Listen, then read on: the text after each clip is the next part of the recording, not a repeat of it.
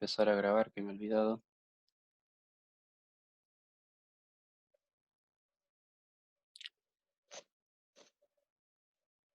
Listo. Vamos a ver, en la primera, bueno, obviamente la mayoría o creo que todos han calculado bien los valores de media y de desviación estándar. El principal error fue en el tema de la pregunta C, ¿cuál es el método de transporte que debe preferirse y por qué? Debe preferirse el automóvil, que era el valor que tenía una desviación estándar menor, porque nos garantiza. ¿Se acuerdan cuando nosotros hablábamos por ejemplo, el apostar a un caballo? Si yo tengo un tiempo que tiene una desviación estándar demasiado alto, ¿sí?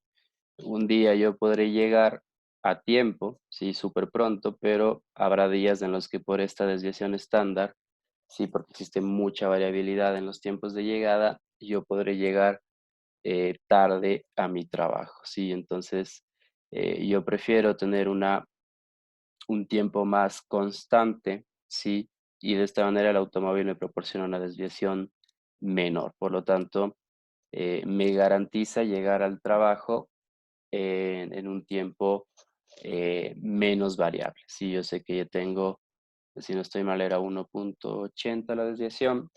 Sí, y yo ya puedo calcular sobre esa desviación y estimar el tiempo de mi llegada versus un transporte público que un día puedo llegar súper pronto, un día puedo llegar súper tarde, pero obviamente si yo ya llego tarde, pues podría complicarme en el trabajo. Entonces, básicamente, la razón de la desviación era eh, el por qué nosotros tendríamos que elegir el automóvil como método de transporte preferido, ¿sí? Bueno, el diagrama de caja igual la mayoría no tuvo problema en ese sentido, ¿sí?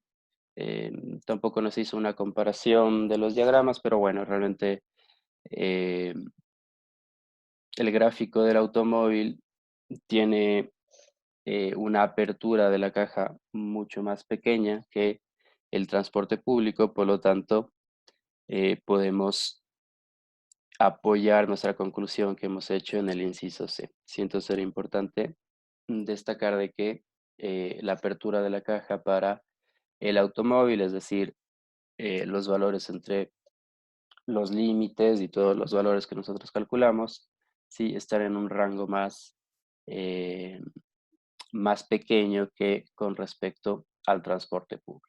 Sí, entonces, igual todas estas conclusiones y todas estas respuestas son consideradas para los puntos dentro de la primera pregunta.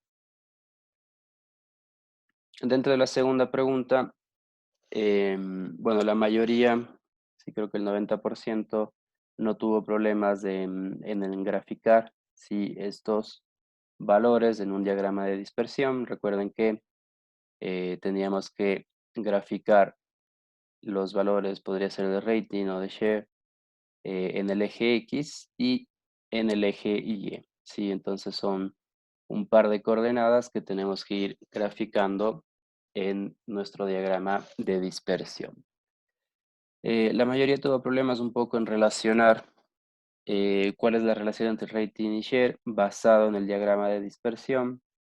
Claramente había una tendencia o una relación positiva entre estos dos elementos, ¿sí? Es decir, entre más aumenta el rating, pues va a aumentar el valor del share, ¿sí? Es decir, existe una relación positiva entre ambos elementos o ambas variables, ¿sí? Y nos dice, explique por qué. Bueno, porque la figura de la gráfica, ¿sí? eh, nos da esa lógica. Si recuerden que podemos hacer una inspección previa de cuál podría ser la relación entre las variables simplemente basados en la tendencia de la gráfica. ¿Sí? Y el tercero, calcular el coeficiente de correlación muestral. El valor del coeficiente era 0,99. Sí, la mayoría creo que lo ha calculado, pero bueno, igual existen algunos compañeros que no han podido calcular este valor o se han quedado en medio camino, si algunos solo han calculado el valor de la covarianza, ¿sí? Y no han realizado todo el proceso, ¿sí? Entonces el valor es 0,99. Algunos lo han elevado al cuadrado para intentar explicarlo, no, eso no hay ningún problema, igual lo he considerado como válido, sí, pero el coeficiente de correlación es 0,99. ¿Y qué nos indica este valor? Simplemente ya es un valor que nos ayuda o apoya lo que hemos dicho en la parte B, que es que existe una relación positiva, y en este caso 0,99 es un valor sumamente alto, ¿sí? Entonces existe una relación positiva bastante alta entre el valor de rating y valor de share, ¿sí?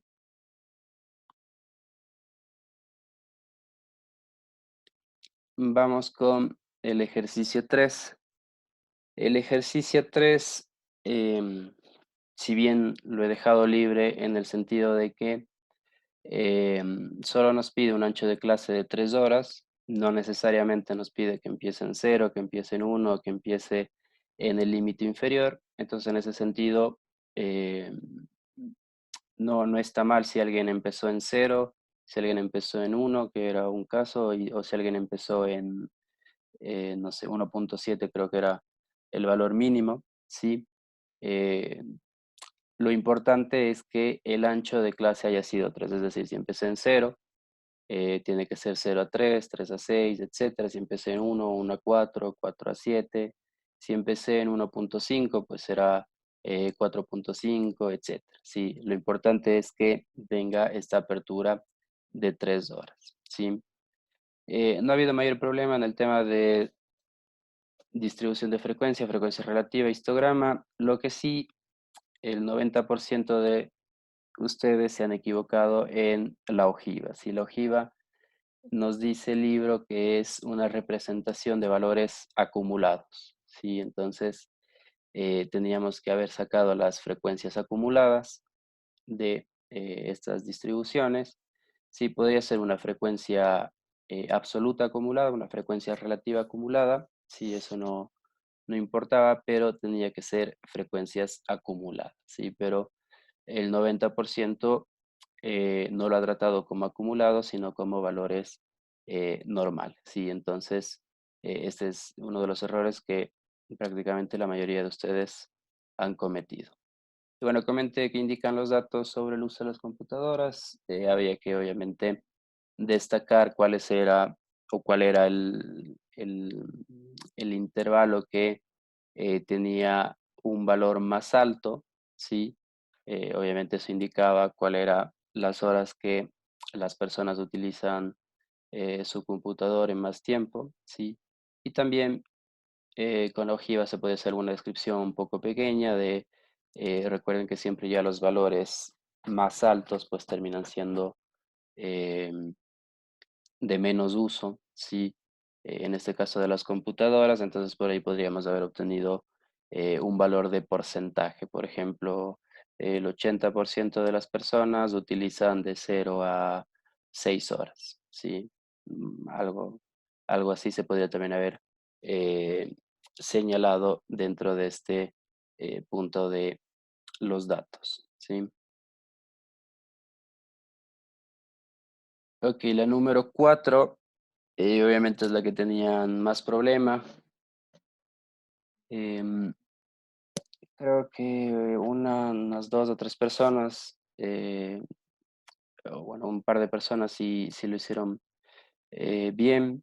Hay por otro par de personas que tuvieron buena lógica, pero la mayoría pues realmente no lo logró hacer.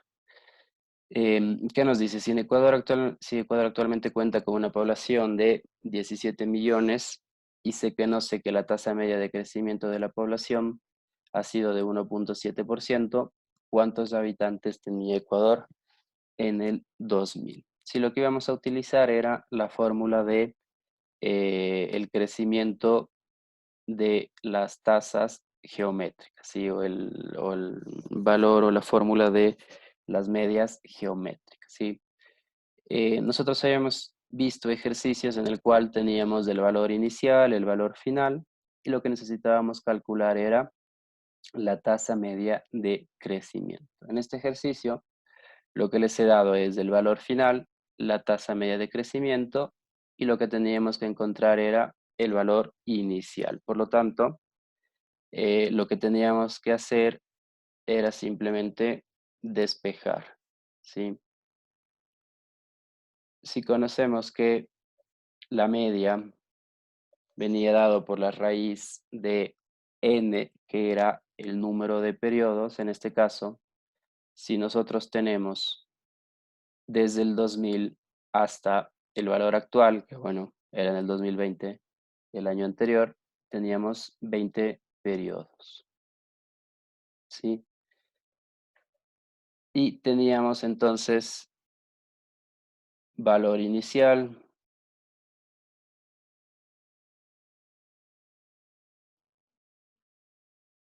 sobre valor final, ¿sí? Entonces, esto menos uno va a ser igual a la tasa de crecimiento. Teníamos entonces todos los valores, es decir, tenemos periodo 20. Lo que no tenemos es el valor inicial, que es lo que tenemos que encontrar. Sí, o perdón, creo que estoy al revés de acá, ¿verdad? El valor final es en la parte de arriba.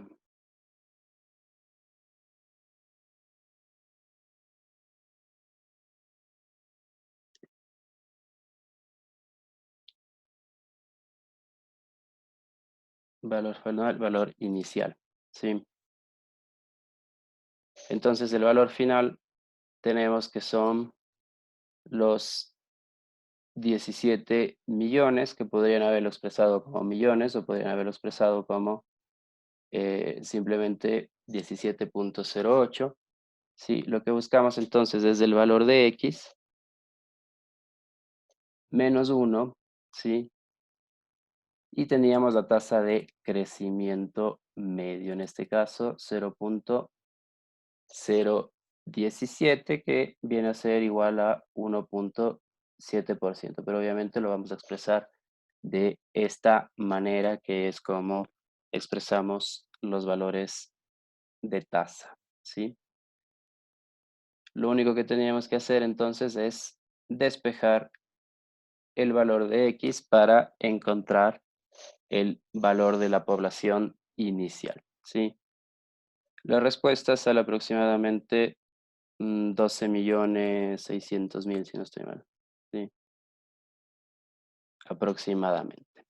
Entonces, ese era el valor de la población en Ecuador cuando, o en el año 2000, ¿sí? Si nosotros tenemos la tasa media de crecimiento, tenemos el valor final y los periodos, simplemente nos queda despejar el valor de x aplicando la fórmula de eh, la media geométrica para las tasas medias, ¿sí?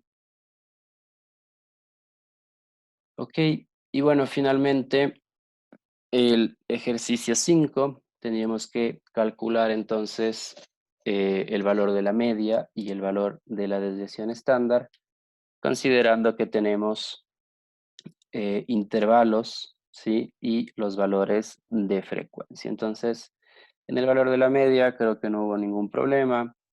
Teníamos que multiplicar el punto medio de cada uno de los intervalos por el valor de la frecuencia. Si sumábamos todos esos valores y dividíamos para el total de las frecuencias. Entonces el valor medio salía aproximadamente 13,9, si no estoy mal, ¿sí? Y luego la desviación, pues teníamos que sumar el punto medio menos la media que hemos calculado, todo eso al cuadrado y multiplicado por la frecuencia, ¿sí? Sumábamos todo eso, dividíamos para n menos 1, ¿sí? Y la raíz de todo eso pues va a ser nuestra desviación. Y como digo aquí, eh, Es entendible que alguien se puede equivocar en una multiplicación y que por ahí no le cuadre el valor o por ahí tenga un error, pero como les digo, pues todos han cometido el mismo error y por esa razón, o bueno, son dos errores, son dos multiplicaciones que están mal hechas en este proceso, ¿sí? Que obviamente se nota que han copiado, ni siquiera han realizado la multiplicación por ustedes mismos, ¿sí? Realmente que es algo tan sencillo, entonces por eso tienen esta penalización, ¿sí? Si no estoy mal, el valor de la desviación salía 6.10, ¿sí? O aproximadamente por ahí. Y para las personas que sacaron 7.65, pues existe esta penalización. Eso chicos, entonces voy a subir las notas después de la clase, lo revisan y como les digo, si tienen alguna duda con, ya sea con algún tema de tarea, si tengo, hay un par de estudiantes que no tengo tareas para nada, no sé si me lo enviaron en algún correo o algo, entonces eh, si me lo han enviado en algún correo y tal vez no lo encontré, pues que me lo hagan notar. Y si por ahí también otra persona no está con alguna tarea y me lo había enviado y no lo he revisado, igual me lo puede hacer notar, ¿sí? Entonces eso lo revisan por favor hasta la tarde-noche porque yo necesito pasar ya las notas hoy en la noche como máximo, ¿sí? Porque estoy con el tiempo bastante atrasado en ese sentido. Listo, tal vez alguna consulta, pregunta, duda. Economista, disculpe una pregunta. Sí, Buenos días.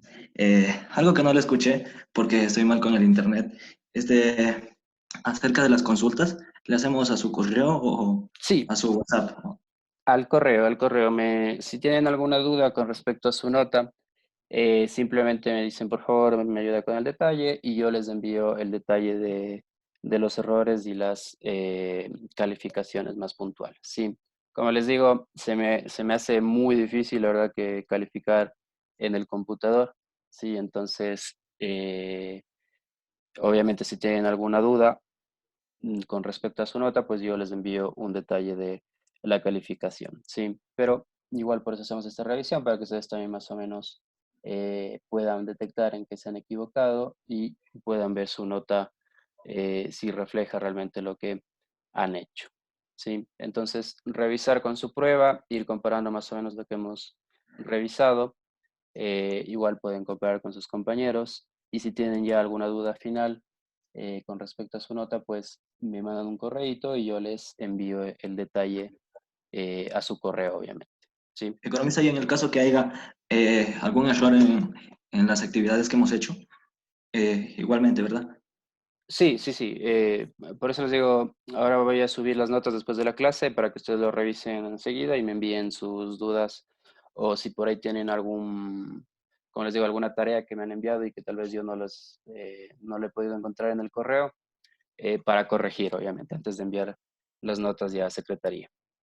Ya, muchas gracias, economista. Listo.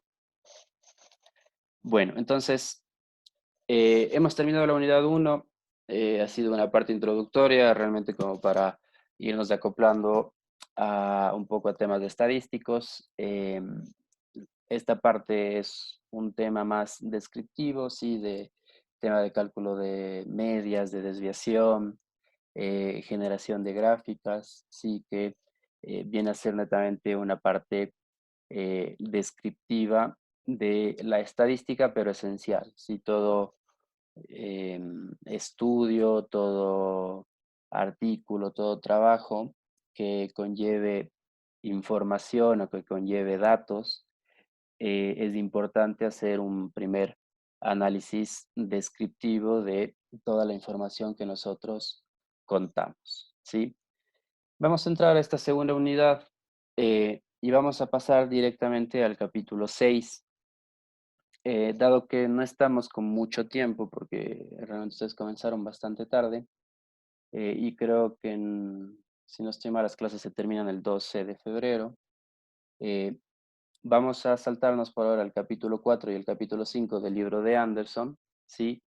Para entrar en el capítulo 6 que es funciones de distribuciones continuas. Vamos a trabajar el capítulo 6, 7 y 8 intensamente en esta unidad.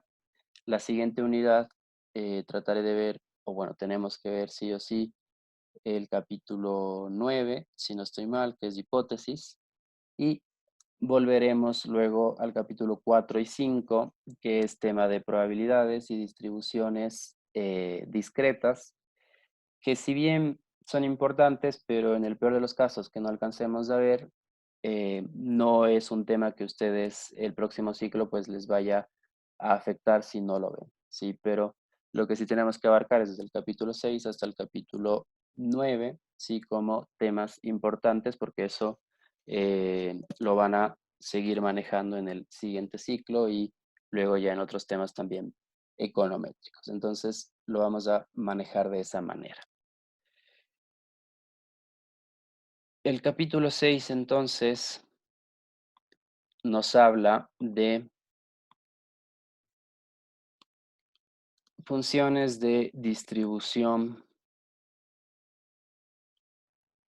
continuas, ¿sí?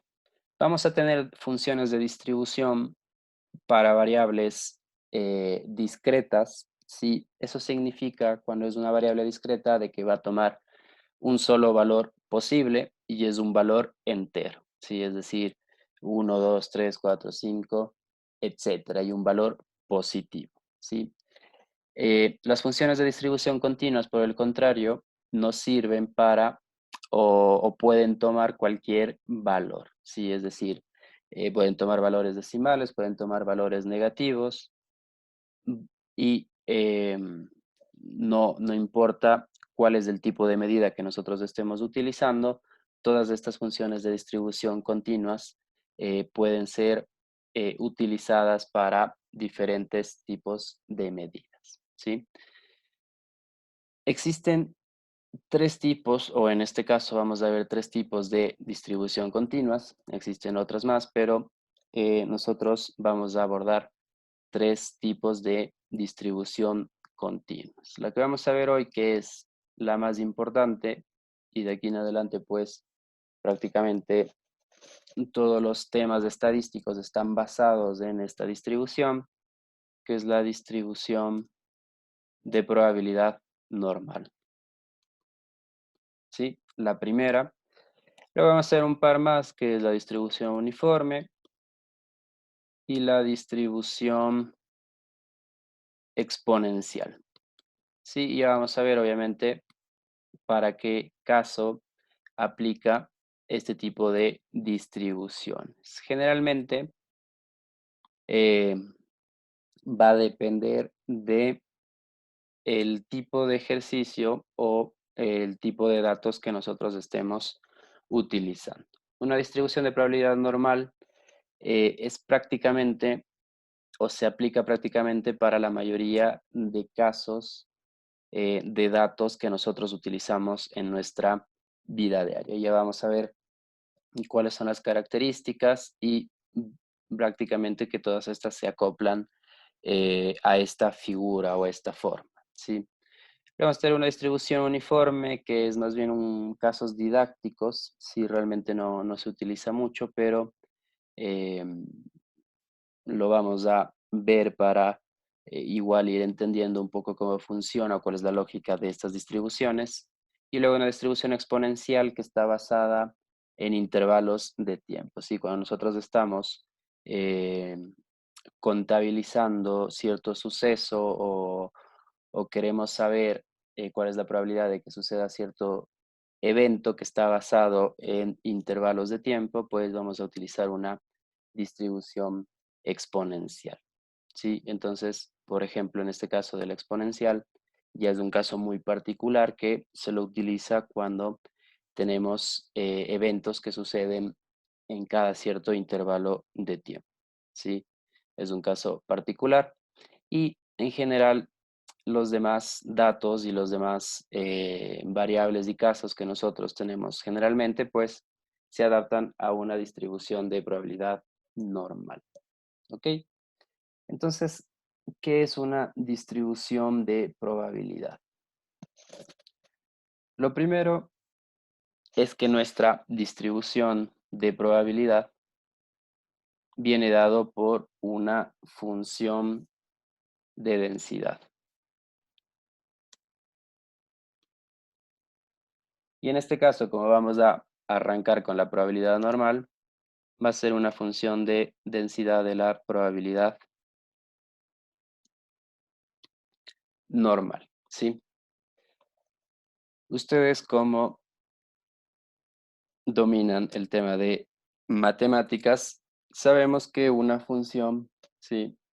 Es básicamente una curva que nosotros vamos a graficar dentro de un plano que viene dado, ¿sí? Por una función matemática y en este caso, pues, obviamente con respecto a x. Lo vamos solo a establecer porque realmente esta función de densidad, ya vamos a ver por qué, no la terminamos utilizando, ¿sí? Pero lo que sí quiero que entiendan es cuál es la lógica y de dónde nace la curva que ya vamos a ver a continuación, que es esta función, y que nos determina la distribución de probabilidad normal. Esta función entonces viene dado por 1 sobre el valor de la desviación de nuestros datos multiplicado por la raíz de 2 por pi, ¿sí? Y todo esto multiplicado para un valor exponencial elevado a menos x, ¿sí? X viene a ser el valor o el punto en el cual nosotros queremos graficar eh, esa parte de la curva, ¿sí? Luego ya vamos a irlo entendiendo mejor, menos del valor de la media de nuestros datos, ¿sí? Todo esto elevado al cuadrado y todo este valor exponente dividido para 2 por la desviación al cuadrado, ¿sí? No tienen que preocuparse por esta fórmula, realmente esto solo lo estoy poniendo para que ustedes lo conozcan y para ir entendiendo más o menos a qué se refiere, ¿sí? Entonces tengo un valor de desviación que viene a ser de mi conjunto de datos, un valor de x, ¿sí? Que viene a ser un valor específico de mi conjunto de datos y un valor de mu que viene a ser la media de mi conjunto de datos. Entonces, esta va a ser la expresión de mi función de densidad. Si yo voy reemplazando entonces los valores correspondientes en esta función de densidad, obviamente que esto va a variar mucho de los datos, pero lo que voy a obtener es algo más o menos así, ¿sí? Entonces, esto de aquí termina siendo mi función de densidad, ¿sí? Mi función de densidad de mis datos. Ahora, más o menos a qué se les parece este, esta gráfica, ¿sí? Esta gráfica termina siendo algo muy similar a lo que ya habíamos visto antes, que es un histograma, ¿sí?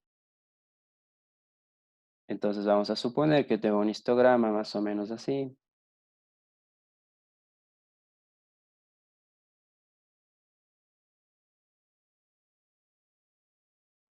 Donde están todos mis datos. La representación, entonces, de esta función de distribución, ¿por qué se llama distribución? Porque nos dice cómo están distribuidos nuestros datos, ¿sí? Recuerden que en el histograma nosotros teníamos, vamos a dar un ejemplo, que de aquí a acá tenemos valores de 0 a 3. Sí, de aquí a acá tenemos valores de 3 a 6, de 6 a 9, de 9 a 12, de 12 a 15, de 15 a 18, 21, 24, por dar un ejemplo, ¿sí? Entonces, es cómo están distribuidos mis datos representados en un histograma y representados por intervalos. La distribución es algo muy similar, pero nosotros ya no estamos representando nuestros datos por intervalos y por histogramas, sino por una función continua. Sí, por una función continua que ya no tiene intervalos, sino que va desde, vamos a suponer, el valor menor que es 0 hasta el valor mayor que es 24, ¿sí? Entonces todos nuestros datos están dentro de esta función de distribución, ¿sí? Obviamente que si nosotros tenemos una mayor acumulación de datos donde es nuestra media, ¿sí? Vamos a suponer que nuestra media está en la mitad y es 12, ¿sí? El valor de la curva termina siendo el punto más alto en este valor de la media. ¿Por qué? Porque obviamente vamos a tener una acumulación más alta de datos en este punto o cercanas a este punto, ¿sí? Y termina dándole esa forma. Caso contrario, tenemos valores, por ejemplo, cercanos a ceros que van a ser muy pocos, ¿sí? Según la forma, y por lo tanto nuestra curva desciende bastante en esta zona, y valores cercanos a 24 al límite mayor también terminan siendo muy pocos y por eso esta curva desciende en este punto, ¿sí? Ahora, ¿para qué nos sirve esta función de distribución? ¿Sí? Nos sirve básicamente para calcular una probabilidad, ¿sí? Una probabilidad de que suceda tal evento, ¿sí? ¿Qué es una probabilidad? Básicamente, una probabilidad es, o es un valor que indica el grado que pueda suceder tal evento, ¿sí? Entonces, una probabilidad, probablemente ustedes ya lo asumen, pero una probabilidad siempre tiene que ser un valor entre 0 y 1, ¿sí? O esto convertido en valores porcentuales de 0 a 100%, ¿sí? Entonces, la típica, la probabilidad de que mañana llueva es del 40%. La probabilidad de que mañana gane mi equipo es del 80%, ¿sí? La probabilidad de que me gane la lotería es 0.000001%, ¿sí? Entonces, todos los valores de probabilidad siempre van a estar entre un valor de 0 y 1 en valores relativos o un valor de 0 a 100 en valores porcentuales. Ahora, ¿qué es lo que nosotros buscamos entonces en esta distribución? Es calcular la probabilidad de que suceda tal evento, ¿sí? Y cuando me refiero a tal evento, voy a suponer, ¿sí? Que si yo tengo todos mis valores dentro de esta curva, en primer lugar, representa el 100% de la probabilidad, ¿sí? Es decir, ¿cuál es la probabilidad de que yo al elegir un valor dentro de este conjunto de datos esté entre 0 y 24? Si todos mis valores están entre 0 y 24, eso significa que la probabilidad de que yo tenga un valor entre 0 y 24 va a ser del 100%, ¿sí? Entonces, toda esta curva representa un valor de probabilidad que es igual a 1 en valores relativos o que es igual al 100% en valores porcentuales. ¿Ok? Entonces, primera cosa importante, toda la curva representa un valor de probabilidad de 1 o de 100%, por el hecho de que si yo digo, quiero obtener un número entre 0 y 24, que son los límites de nuestro conjunto de datos, pues la probabilidad de que yo tenga un número entre estos dos valores es del 100%. ¿Ok? Ahora, ¿qué es lo que nosotros vamos a buscar? Diferentes valores de probabilidades basados en los diferentes eventos que nosotros queremos encontrar. Luego ya vamos a ver unos ejercicios y vamos a tener un poco más claro. Pero como parte introductoria para conocer. Entonces, volviendo al valor de 0 y 24, ¿sí? Nosotros nos podríamos preguntar, ¿cuál es la probabilidad de que yo obtenga un valor que sea mayor a 20, por ejemplo? ¿Sí? Esto imagínense que es toda una escala, ¿no es cierto? Vamos 0, 1, 2, 3, 4, voy a tener mi mitad que es 12 y todos mis valores van a estar dentro de esta escala de 0 a 24, ¿sí? Entonces, yo puedo preguntarme cuál es la probabilidad de obtener por cualquier situación, por cualquier razón, un valor mayor a 20, ¿sí? Si todo esto constituye valores de probabilidad, lo que voy a hacer entonces es cortar mi curva en el valor de 20 y calcular la probabilidad que corresponde a toda esta parte de acá, ¿sí? Entonces, si yo digo un valor mayor que 20, puede ser 20,5, puede ser 21, puede ser 22, puede ser 23, ¿sí? 24. Eh, Algo que es importante es que esto es infinito. Es decir, si bien nuestro límite es de 0 a 24, pero nosotros tenemos una probabilidad de valores hasta el infinito, porque en algún caso, obviamente la curva no lo sabe, nosotros lo sabemos que tenemos de 0 a 24, pero la lógica es que podemos tener igual valores mayores a 24. Entonces estos extremos de la curva se van siempre hasta el infinito. Como lógica,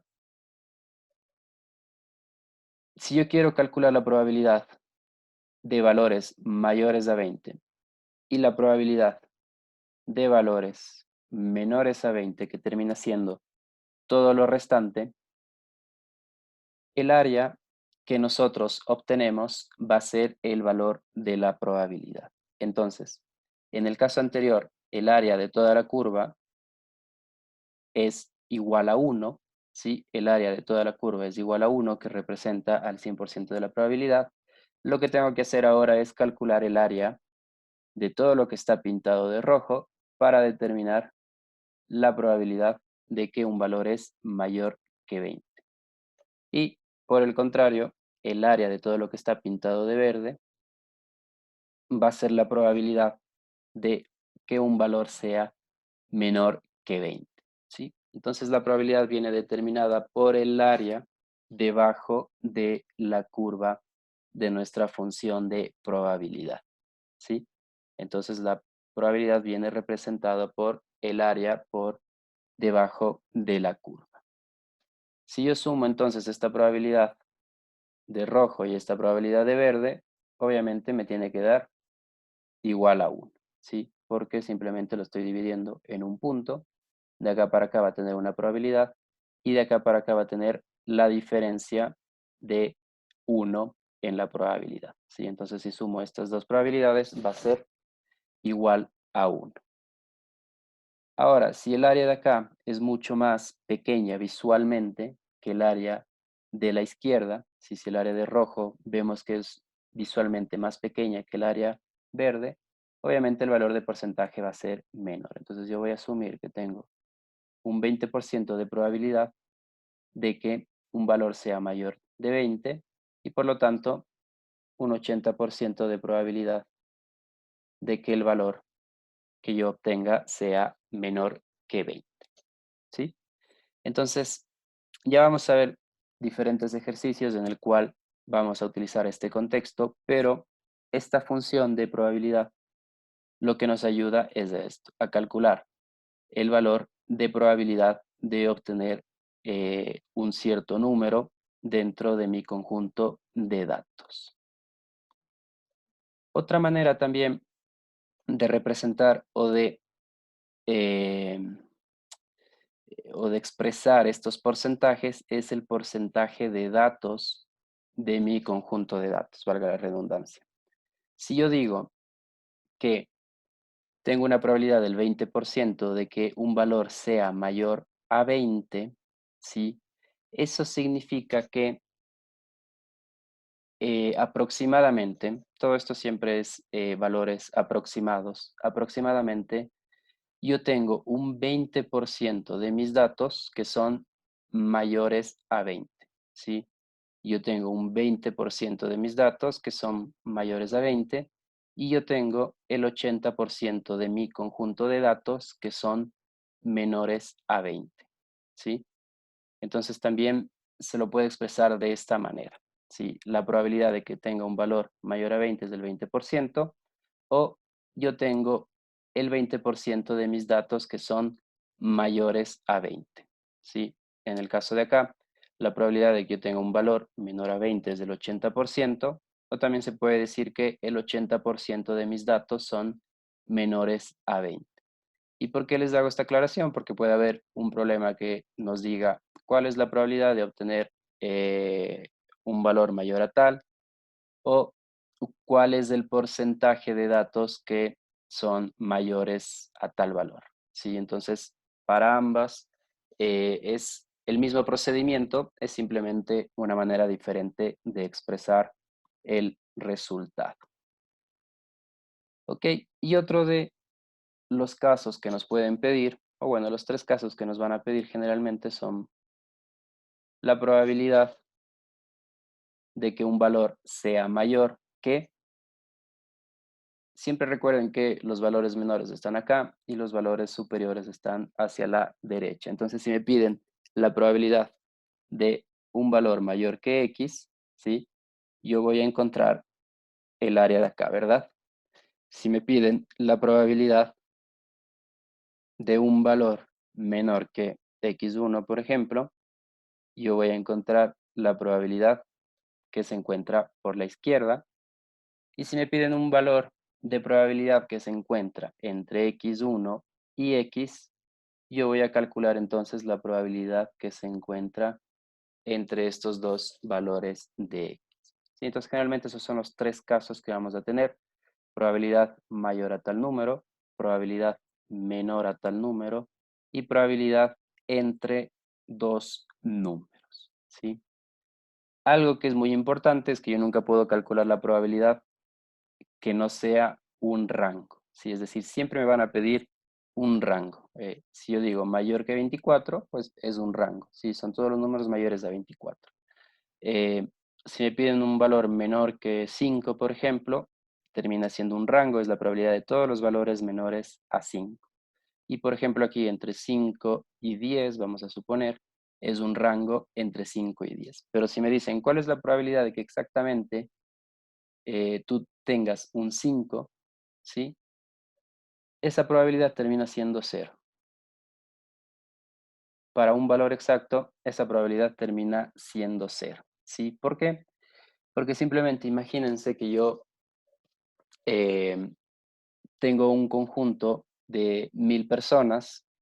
Esto obviamente, bueno, nos saltamos el capítulo de probabilidades, pero las probabilidades siempre se cumplen cuando los intentos se van hacia el infinito, ¿sí? Entonces, imagínense que yo tengo un conjunto de 1000 personas o 1 millón de personas, y eso quiere decir que ya me estoy yendo hacia el infinito. ¿Cuál es la probabilidad de seleccionar un valor en particular de todos esos 1000 o de ese 1 millón de personas? Pues termina siendo muy bajo. Sí, termina siendo muy bajo de que exactamente tengamos un valor específico. ¿Sí? Y recuerden que entre 0 y 24 no es solo que voy a contabilizar 0, 1, 2, 3, 4, ¿sí? Sino que incluye todos, absolutamente todos los números infinitos que están entre 0 y 24. Es decir, por dar un ejemplo bastante chiquito, 0, 0, 0, 1, 0, 0, 0, 2, obviamente son todos los valores infinitos que se encuentran entre 0 y 1. Por eso, al decir que, ¿cuál es la probabilidad de que yo obtenga un valor de 5, por ejemplo? Va a ser un valor infinito en el cual mi probabilidad es prácticamente igual a 0 de que yo tenga ese valor, ¿sí? Por eso, lo que siempre vamos a calcular son probabilidades de rangos, porque ahí ya podemos darle un valor, ¿sí? Si ustedes, por ejemplo, quieren hacer el experimento y quieren calcular cuál es la probabilidad de yo tener de 5 a 5,01, ¿sí? Por dar un ejemplo, van a ver que esta probabilidad es muy, muy baja, ¿sí? 0,0001, por dar un ejemplo, ¿sí? Porque entre más pequeño sea el rango, ¿sí? Más pequeña va a ser la probabilidad. Y eso depende también de dónde estoy ubicado, ¿sí? Como pueden ver, cuando yo estoy cerca de mi valor de media, los valores de probabilidad van a ser más altos. Es decir, si yo tengo un rango de 1, vamos a suponer que quiero calcular de 11 a 12, ¿sí? Este valor va a ser más alto porque mis valores son más probables que caigan cercanos a la media, ¿sí? Que si yo quiero calcular, por ejemplo, un valor acá de 23 a 24, ¿sí? El rango termina siendo el mismo, es decir, una unidad, pero dado que estos valores están más cercanos a la media, tienen una probabilidad mayor que si yo quiero calcular los valores entre 23 y 24, están más alejados de la media, van a tener una probabilidad menor, ¿sí? Entonces, entre más me alejo de la media, ya sea hacia la derecha o hacia la izquierda, el valor de probabilidad va a ir disminuyendo, ¿sí? Entonces, eso también para que lo tengan en consideración. Como digo, ya vamos a ver algunos ejercicios de ver también cómo se calcula estos valores de probabilidad y van a tener mucho más sentido, ¿sí? Em, Algunas características de las distribuciones de probabilidad continua, ¿sí? El valor de la media, pues, como digo, siempre va a estar en la mitad, ¿sí? El valor de la media siempre va a estar en la mitad y en el punto más alto de mi distribución. Pero, ¿qué es realmente lo que le da forma a mi distribución? Es el valor de la desviación, ¿sí? Entre más alto sea el valor de la desviación, más plana va a ser mi curva. Si vamos a suponer que aquí tengo una desviación de 20, ¿sí? Por ejemplo, y si yo la comparo con un valor de media igual, pero con una desviación de 10, por ejemplo, ya mi curva adopta otra forma, ¿sí? Una forma más estrecha en la parte de abajo, porque obviamente tengo menos desviación hacia los lados y una altura más alta, ¿sí? Entonces realmente lo que le da forma a mi distribución va a ser el valor de la desviación. Si recuerden que la desviación es un promedio de la distancia de la media con respecto a cada uno de mis puntos. Entonces, entre más alta sea la desviación, pues yo voy a tener un margen más alto, una base más gruesa, y entre más pequeña sea mi desviación, pues obviamente se supone que los valores están más pegados a la media, ¿sí? Entonces esto le va a dar la forma. Realmente nunca vamos nosotros a diseñar o a calcular exactamente nuestra función de densidad. Lo podríamos hacer, pero realmente no tiene mucho sentido porque a la final todas terminan teniendo una forma muy similar, ¿sí? Y ya vamos a ver que vamos a tener valores estandarizados para calcular los valores de probabilidad que se adaptan a cualquier forma de distribución de probabilidad, ya sea que tenga una forma así bastante alta o una forma bastante aplastada. Todos van a cumplir con estos valores estandarizados, ¿sí? Otro punto importante, el valor de la media divide a mi función de probabilidad en la mitad. Eso quiere decir, si toda la curva valía 1, si toda la curva valía 1, de la mitad para la derecha es el 50%, 0,50, y de la mitad, que termina siendo la media, hacia la izquierda, es el 0,50%, ¿sí? Entonces, las curvas son siempre simétricas, es decir, de aquí hacia la derecha es exactamente la misma distancia y el mismo valor de área que de aquí hacia la izquierda. Y eso les va a ayudar muchísimo también para los valores de cálculo, ¿sí? Porque a veces tenemos que, obviamente, sumar y restar diferentes valores dentro de la curva para poder encontrar un área que nosotros estamos buscando. Entonces, muy importante saber que de aquí hacia la derecha es el 50% y de aquí hacia la izquierda es el otro 50%.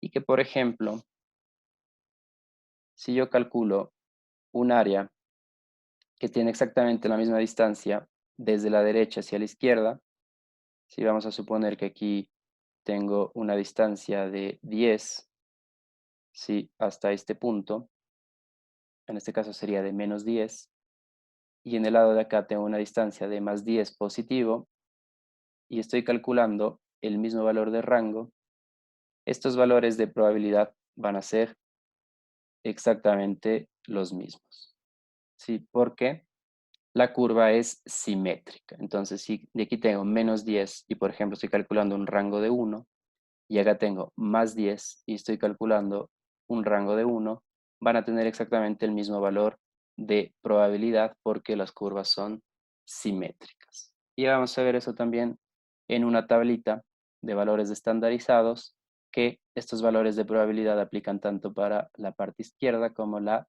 parte derecha. Ok, yo sé que puede sonar un poquito confuso, pero obviamente luego ya haciendo ejercicios, pues todo va a ser más sencillo. Entonces, como les había dicho, qué buena pregunta.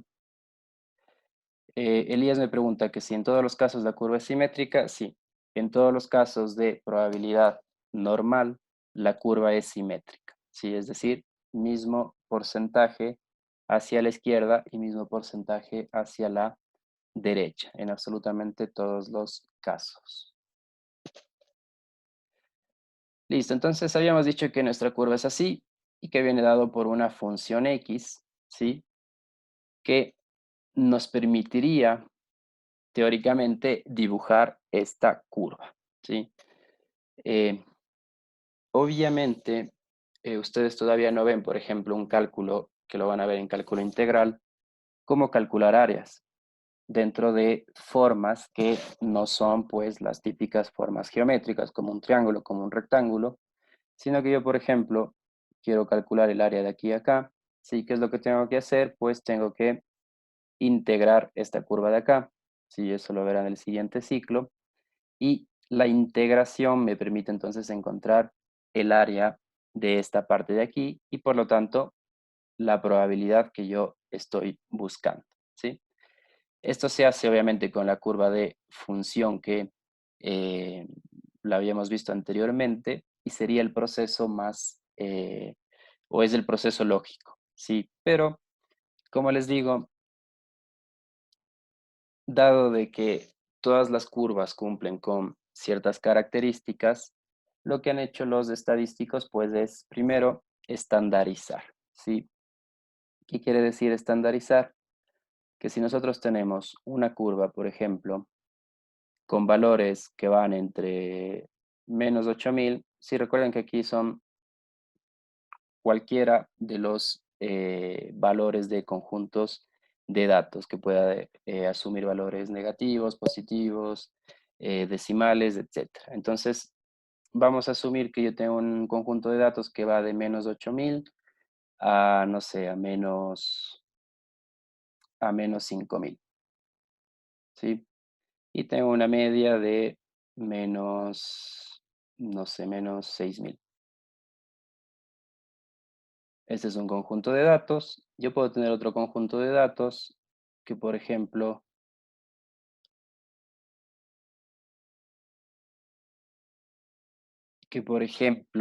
vaya desde, no sé, desde 10 hasta 500, ¿sí? Con una media de 300. Entonces sería un poquito tedioso, primero, calcular una curva para cada uno de estos conjuntos de datos y luego hacer todo el proceso de integración para encontrar las áreas correspondientes. Entonces, ¿qué es lo que han hecho los estadísticos? Bueno, dijeron, a la final todo tiene o todo está relacionado entre sí, es decir, la lógica de esta curva es similar a la lógica de esta curva. Y lo que podemos hacer es estandarizar todos los valores, ¿sí? Entonces, sea cual sea el conjunto de datos que yo voy a utilizar y sea cual sea la unidad de medida, es decir, puede ser libras, puede ser dólares, puede ser centímetros, puede ser velocidad, ¿sí? Todo lo vamos a estandarizar a una sola medida. Y aquí nace la distribución de probabilidad normal estándar, ¿sí? ¿Y cuál es la característica? Vaya, voy a dibujarla más bonito. La característica de la distribución normal estándar, la voy a escribir acá,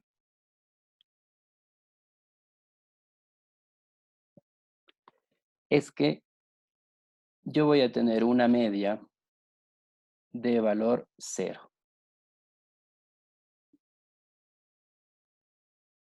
Voy a tener una media de valor cero y una desviación igual a 1.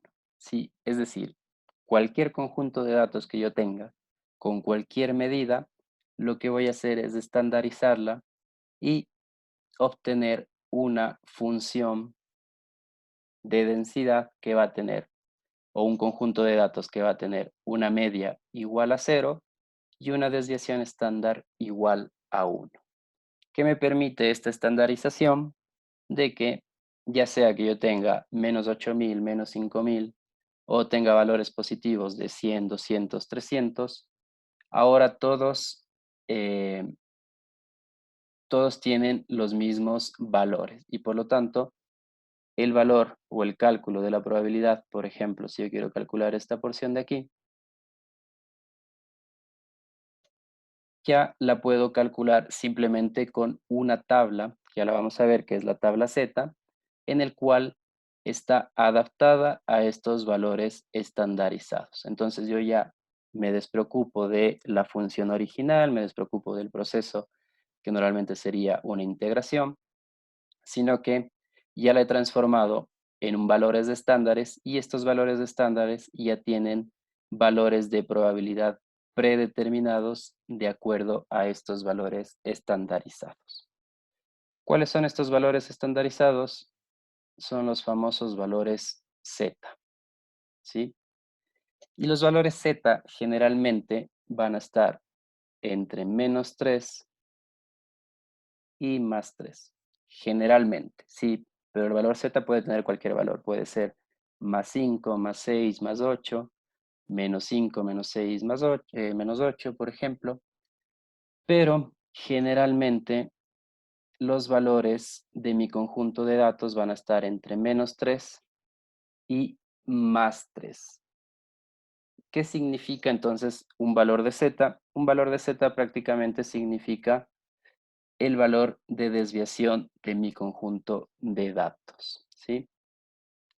Si yo tengo un valor de Z igual a 1, significa que tengo una desviación hacia la izquierda y una desviación hacia la derecha. Si yo tengo un Z igual a 2, significa que tengo una desviación de 2 hacia la derecha o una desviación de 2 hacia la izquierda. Ojo que en la izquierda todos los valores son negativos. -1, -2 y -3. Y hacia la derecha van a ser positivos. 1, 2 y 3. ¿Sí? Nosotros vamos ya a tener unos valores predeterminados para el cálculo de probabilidad. ¿Y por qué digo que los valores generalmente van a estar entre +3 y -3? Porque esto representa entre menos 3 y más 3 representa el 99.7% de nuestros datos, ¿sí? Es decir, que prácticamente en todo conjunto de datos, ¿sí? En todo conjunto de datos, nuestros valores o nuestros datos van a estar a menos 3 o más 3 desviaciones, ¿sí? Los valores de z representan valores de desviaciones, ¿sí?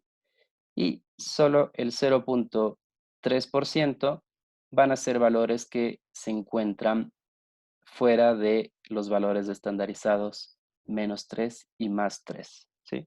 ¿Cómo se determinó esto? Pues simplemente cogieron 1.000.000 de conjunto de datos y empezaron a calcular estos valores z y determinaron que en el 99.7% de estos millones de datos, todos los valores estaban entre menos 3 y más 3, ¿sí?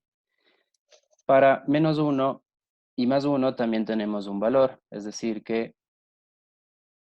entre menos 1 y más 1 vamos a tener aproximadamente el 68.3% de nuestros datos, ¿sí? Y para menos 2 y menos 2, perdón, menos 2 y más 2 vamos a tener aproximadamente el 95.4% de nuestros datos, ¿sí? Y como les digo, ya vamos a ir entendiendo mejor con otros ejercicios, pero recuerden lo que les había dicho, ¿sí? Que esto puede ser un valor de probabilidad o un valor de proporción de nuestros datos. Entonces, eh, si yo quiero elegir un valor, ¿sí? De mi conjunto de datos que esté entre menos 3 y más 3, sí, la probabilidad de yo obtener ese valor va a ser del 9.7%, o también se puede decir que entre menos 3 y más 3 yo contengo el 9.7% de mis datos. ¿Qué se refiere entonces a este 99.7%? Sí, por dar un ejemplo, vamos a suponer que yo tengo un conjunto de 1.000 datos, ¿sí? Entonces yo voy a asumir que 997 de mis datos se encuentran, una vez que los he estandarizado, entre el rango de menos 3 y más 3, ¿sí? Entonces, 997 de mis datos, generalmente, porque siempre las probabilidades es algo que sucede generalmente, se encuentra entre este rango ya de valores estandarizados. Y yo esperaría que 3 de mis datos se encuentren fuera de estos rangos, ¿sí? Esperaría que 3 de mis datos se encuentren fuera de estos rangos, pero yo espero que 997 de mis datos, al estandarizarlos, se encuentren entre menos 3 y más 3. ¿Ok? Seguimos avanzando. Entonces, ¿cómo voy a estandarizar mis datos? La verdad que es súper sencillo la estandarización de mis datos. El valor z, que es el valor estandarizado de mi dato, va a ser el valor x, sí, el valor que yo quiero estandarizar, menos la media de mi conjunto de datos dividido sobre la desviación estándar, ¿sí? Y yo quiero entonces estandarizar un conjunto de datos, voy a coger cada elemento de mi conjunto de datos, restarle la media y dividir para la desviación estándar. Y de esta manera voy a obtener los valores z, ¿sí? Que ya son los valores estandarizados de mi conjunto de datos. Entonces vamos a hacer un pequeño ejercicio, entonces me van a ir ayudando. Vamos a suponer que tengo un conjunto de 10 datos y me voy a inventar. Voy a poner 6, 3, menos 1, 0, 8, 2, 0. Bueno, vamos a hacer solo 8 números. Y por acá voy a poner 4, ¿sí? Vamos a estandarizar entonces este conjunto de datos, ¿sí? Lo primero, ayúdeme a calcular la media y la desviación, ¿sí? Ayúdeme calculando la media y la desviación de estos 8 números.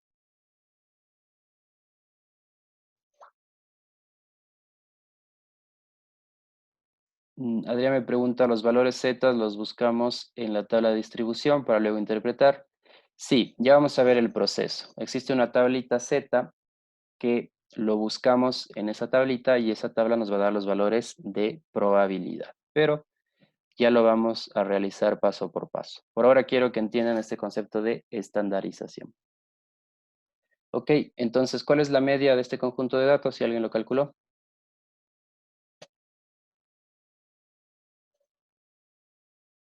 11. 11 la media, no puede ser. A 3. 3. 2,75. 2, 75. ok. ¿Y la desviación? Ya.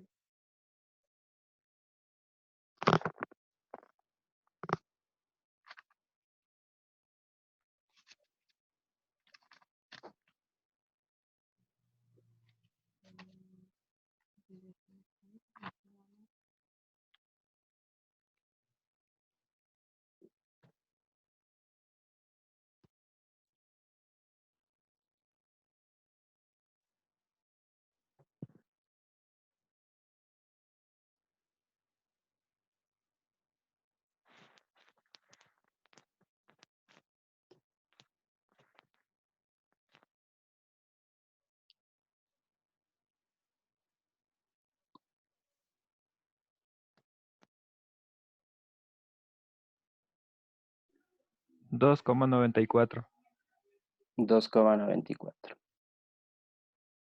Listo. Entonces tenemos valor de U, que viene a ser el valor de la media, valor de sigma, que viene a ser el valor de la desviación. Entonces, este es el conjunto de datos originales, ¿verdad? ¿Qué es lo que vamos a hacer? Estandarizar todos estos valores. Ahora lo que quiero entonces que me calculen es todos los valores Z para cada uno de estos valores. Por ejemplo, si yo quiero estandarizar el primer valor, va a ser 6 menos 2,75 dividido para 2,94. ¿Sí? ¿Cuánto nos da este valor?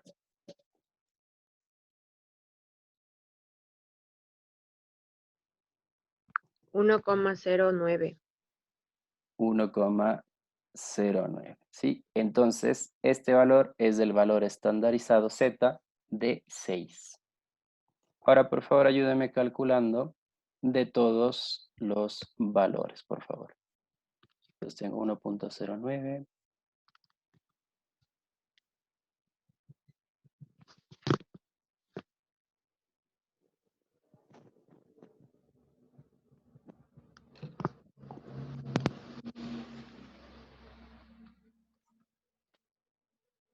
Tal vez alguien tiene ya para 3.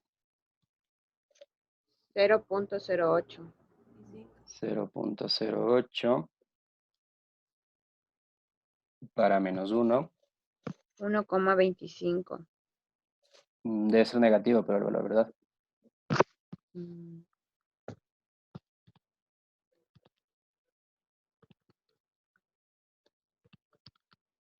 No, me salió positivo. Para menos 1. Ajá. Menos 1 menos 2,75 va a ser menos 3,75. Entonces, no, Dividido. pero sí es menos porque Ok. Menos 1,25 entonces. sí. Listo. Para 0 va a ser negativo también. 0,92. Menos 0,92. Ok. Ujú. Para 8.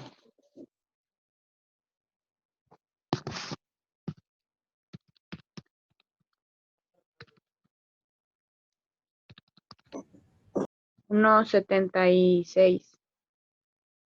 1,76, listo. Para 2,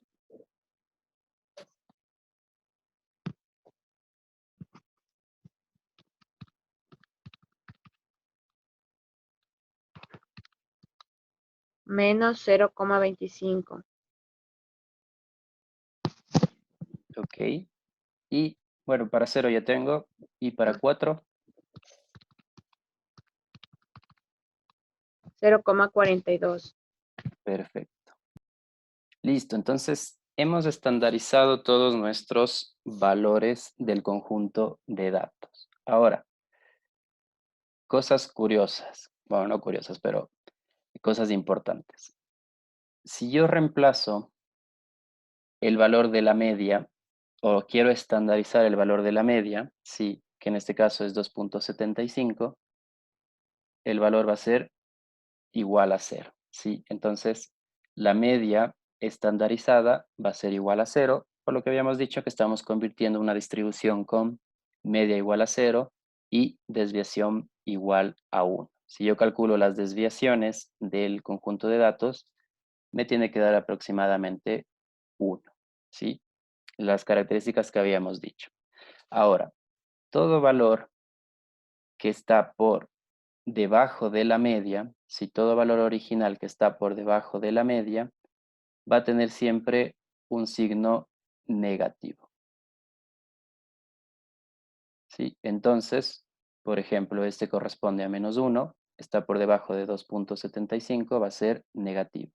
0 está por debajo de 2,75, va a ser negativo. 2 está por debajo de 2,75, va a ser un valor negativo.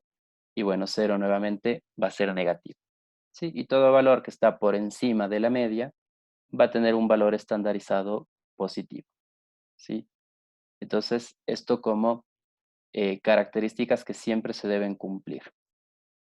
Entonces, si ya tengo mis valores estandarizados, esto representado en mi distribución, esta función estandarizada va a tener una nueva fórmula, que bueno, lo pueden revisar, pero tampoco debemos preocuparnos por eso, porque como les digo, ya los valores de probabilidad vienen en una tablita, entonces nosotros, en base a este valor z que hemos calculado, vamos a poder encontrar esas probabilidades de una manera mucho más rápida.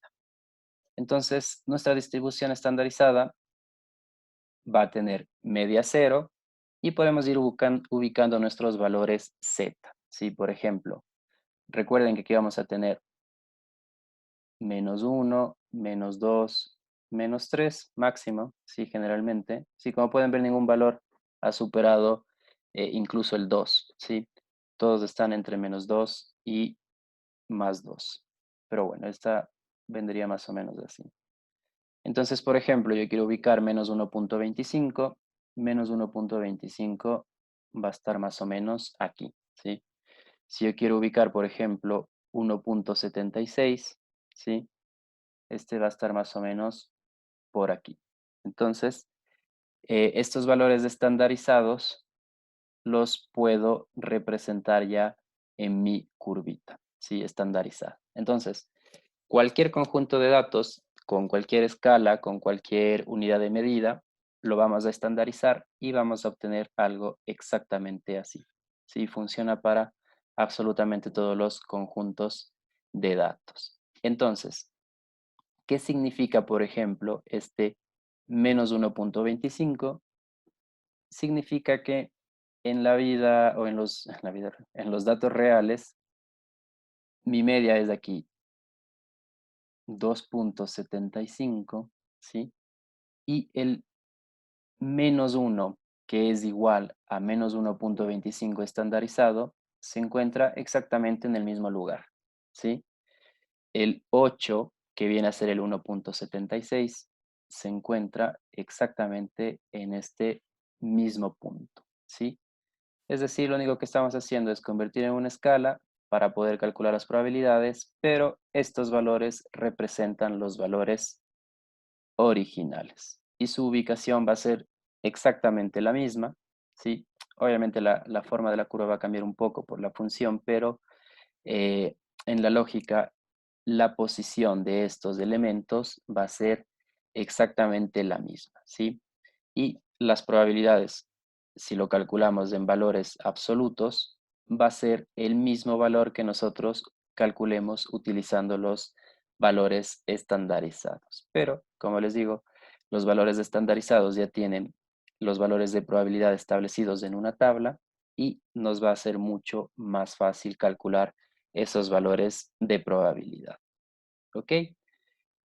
Entonces, paso número 1, ya sabemos cómo convertir todos los valores originales a un valor estandarizado, que van a ser estos valores z, y a partir de eso, solo vamos a trabajar con valores estandarizados, ¿sí? Este va a ser entonces el primer paso que nosotros vamos a hacer para encontrar un valor de probabilidad. Vamos entonces a hacer un ejercicio, ¿sí? O más bien, ya que estamos con solo media hora y hemos de estar cansados también porque regresamos, lo vamos a continuar mañana, sí, porque quiero realizar los ejercicios. Obviamente tengo que irles explicando el valor de cómo encontrar en la tabla y realmente media hora creo que nos va a quedar un poquito corto, sí, entonces mejor para no hacerlo al apuro y también para que ustedes tengan una media hora de desayuno antes de la siguiente clase, pues los ejercicios lo vamos a empezar mañana. Pero, por favor, muy, muy atentos con esta lógica, ¿sí? Igual si quieren revisar un poquito la parte teórica, este es el tema 6.2 de Anderson y creo que de Lin, no estoy muy seguro, pero es del capítulo 7. El tema no estoy seguro, pero está en este capítulo, ¿sí? Distribución de probabilidad normal. El día de mañana entonces arrancamos con los ejercicios, que va a ser cuál es el procedimiento básicamente, es estandarizar el dato que nosotros estamos interesados en calcular según el problema y encontrar ese valor de probabilidad en base a ese valor estandarizado en nuestra tablita Z, ¿sí? Entonces ese es básicamente el procedimiento que nosotros vamos a seguir. Listo. ¿Tal vez tienen alguna duda, chicos?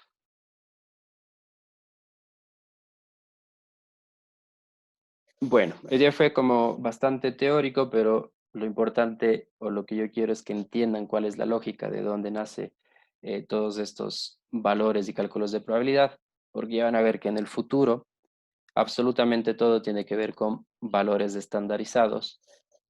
No solo existen estos valores Z, sí, también vamos a tener otros valores, por ejemplo, ya van a ver en el futuro, son valores t, valores chi cuadrado, valores f, ¿sí? Hay varios valores estandarizados que nos van a ayudar a calcular probabilidades y todos funcionan bajo una misma lógica, ¿sí?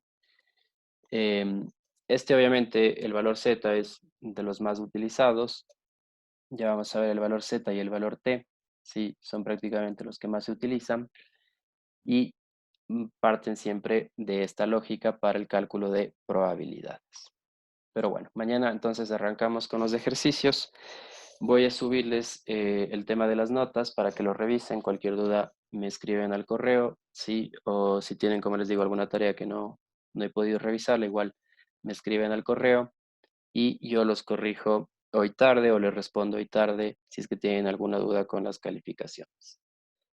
Eso, chicos. Entonces, si no tienen alguna consulta, alguna pregunta, pues que tengan una buena mañana y nos estamos conectando el día de mañana. Gracias, Vice. Igualmente, profe. Hasta luego, profe. Igualmente, profe, gracias. Hasta luego, chicos.